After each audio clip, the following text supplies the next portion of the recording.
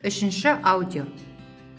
1940 жылы 5 қарашада қазақ жазуын орыс графикасына негізделген жаңа әліпбиге көшіру туралы заң шығарылады.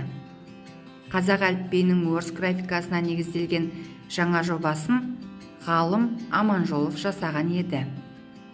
Оның авторлығымен 1940 жылы латын графикасымен жазылған емле ережелері де жарық көрді. Бұл алфавитте 41 әріп, яғни орыс әліпбиінен 32 әріп және қазақ тілінің өзіндік ерекшелігін танытатын 9 әріп болды.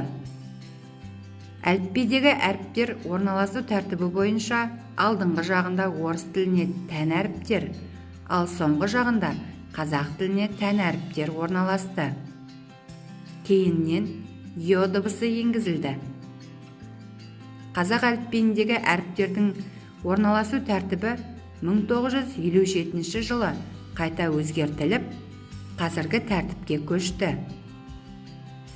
Қазіргі әліпбиімізде 42 әріп бар.